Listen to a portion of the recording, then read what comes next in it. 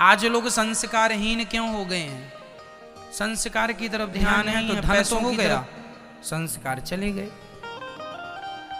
पर जिस पर आप ध्यान देते हैं वही चीजें बढ़ती हैं। पढ़ाई पर ध्यान देंगे, शिक्षा पर तो शिक्षा, संस्कारों पर ध्यान देंगे, संस्कार बढ़ेंगे, पैसों पर ध्यान देंगे, पैसा बढ़ेगा। सिंपल है, जो चीज जिस चीज पर ध्यान ज्यादा दिया जाए वो चीज ज्यादा बढ़ती है। इसलिए संस्कारों पर भी ध्यान दिया करो बच्चों के।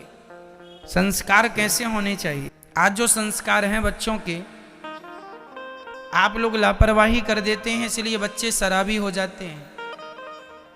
हम तो कहते हैं आज जमाने की संगत करने के लायक बिल्कुल नहीं है।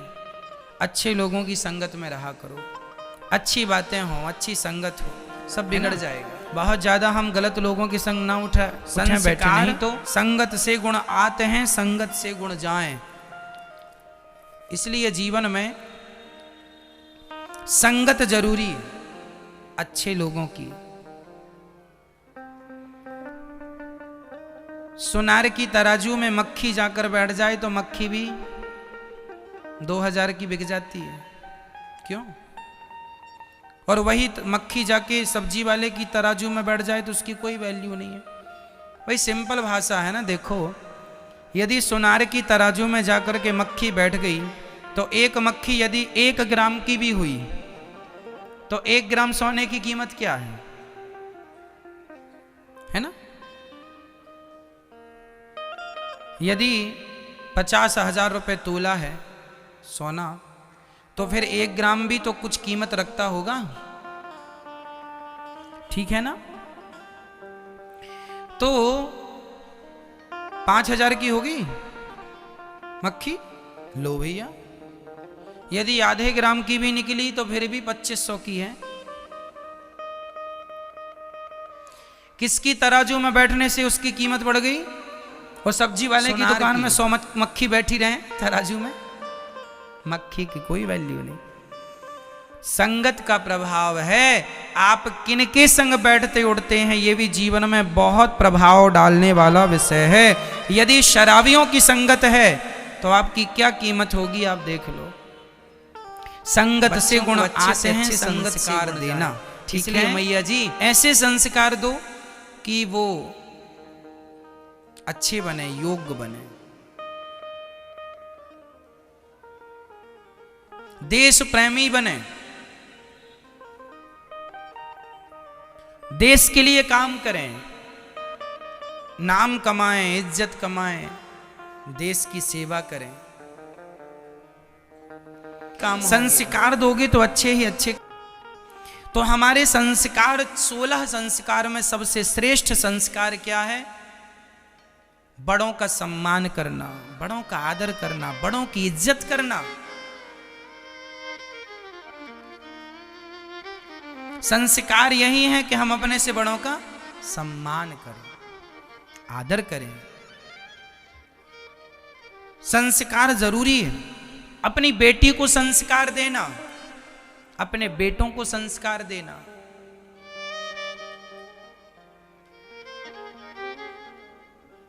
इसलिए संस्कार जरूरी है। बेटी गलत रास्ते पर चली जाएगी, बेटा गलत रास्ते पर चला जाएगा। आजकल की बेटी प्यार करने लग जाती हैं किसी लड़के से। प्यार तो कर लिया, पर किया किससे? किससे प्यार किया? एक लड़की ने एक मुस्लिम लड़के से प्यार कर लिया, और वो लड़का भी आजकल मुस्लिम, कुछ लड़के अपना हिंदू नाम आधार कार्ड में भी डाले तो लव जिहाद करना रहता है। हिंदू लड़कियों को फंसाते हैं और वहां दुबई में ले जाकर के बेच देते हैं 5 लाख में, 10 लाख में। सारी जिंदगी तुमसे कपड़े धुलवाए, बर्तन धुलवाए जाते हैं और तुम्हारे शरीर का शोषण किया जाता है। बस लव जिहाद बहुत भयंकर एक बीमारी है जो कि छाई हुई है।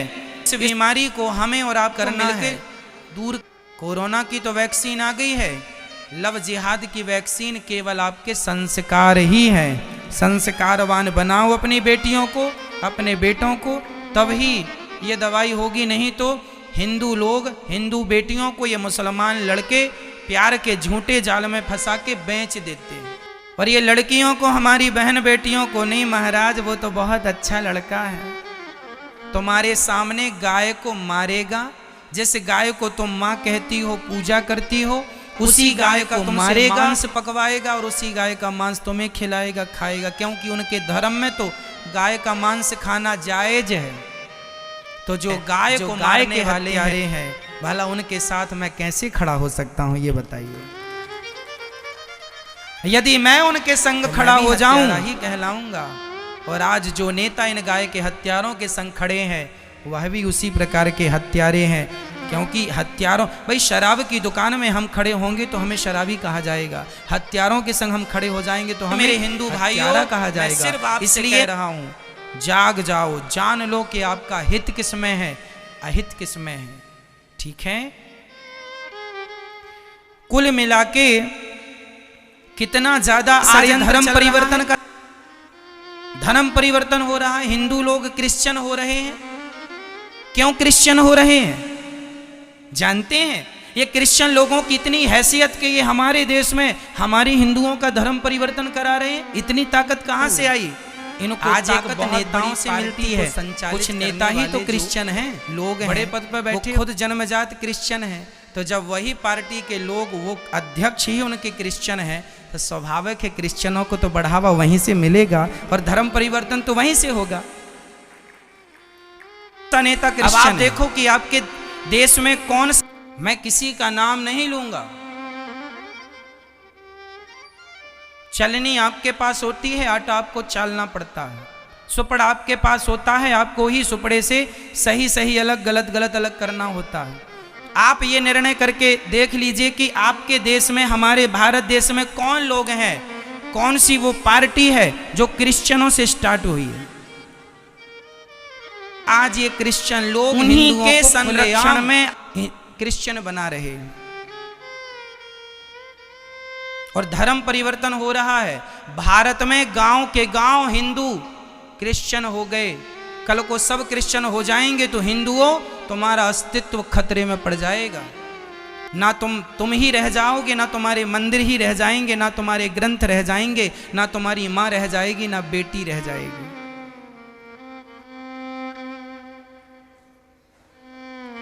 फूट डालो, शासन करो, किसका नारा था? अंग्रेजों का।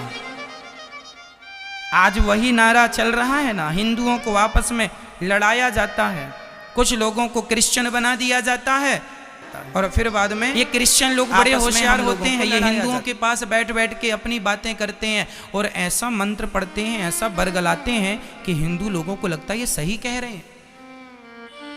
ये सफेद कलर की गोली खवाते हैं, बोलते हैं बोलो जय श्री राम, गोली खवाए बुखार उतरा नहीं उतरा, और बाद में पैरासीटामॉल की गोली दे करके आप लोगों को बोलते हैं ये देखो यीशु की कृपा से तुम्हारा बुखार उतर गया, और पैरासीटामॉल की गोली खिला दी, उतरेगा ही।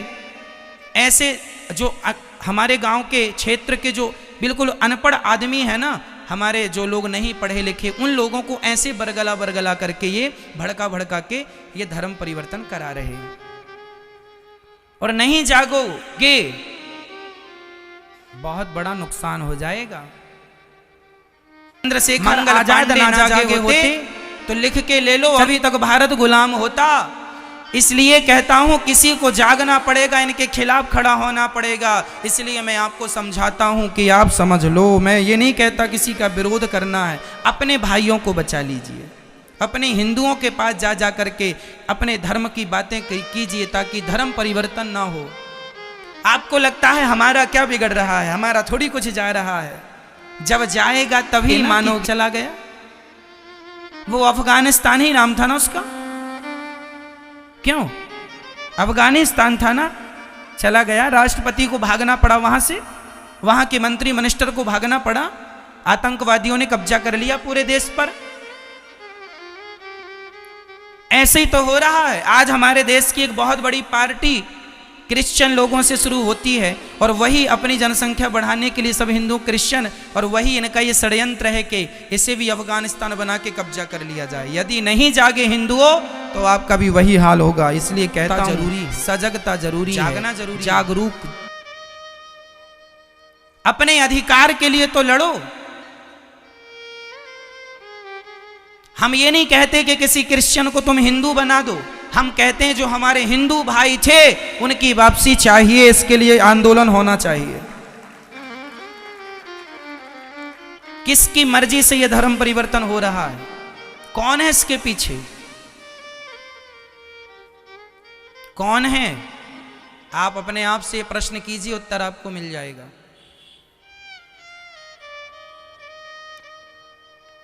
नहीं प्रश्न करो हमारे बाप दादे कैसे थे जिन्होंने अपने देश को बचाने के लिए कोई प्रयास नहीं किया, अपने धर्म की रक्षा के लिए कोई प्रयास नहीं किया। इसलिए आपका कर्तव्य है कि आप अपने बताइए, हम सभी हिंदुओं का धर्म है कि नहीं कि हम अपने धर्म की रक्षा करें? कौन करेगा? पाकिस्तान से लोग आएंगे तुम्हारे धर्म की रक्षा करने? तुम ही को करना पड़ेगा। इसलिए करो, कहीं देर ना हो जाए, कहीं देर ना हो जाए। तो मेरी मां, हम तो वो माटी से बने हैं, हम वो लोग हैं जो मरना पसंद करेंगे पर अपने वतन, अपनी माटी, अपने देश से गद्दारी नहीं करेंगे। हम मर जाएंगे पर गद्दारी नहीं करेंगे। हम दो पैसों के लिए, इज्जत के लिए ईमान बेच दें, हम अपना ये संस्कार हमारे नहीं। हिंदी है, हम वतन हैं, हिंदुस्तान हमारा।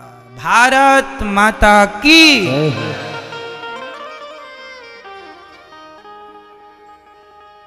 नेता आज हैं, नेता कल नहीं रहेंगे, पर देश आज भी है और देश कल भी रहेगा। गर्व कर सके, आने वाली पीढ़ी आपको प्रणाम करे। ठीक है? गलत निर्णय नहीं।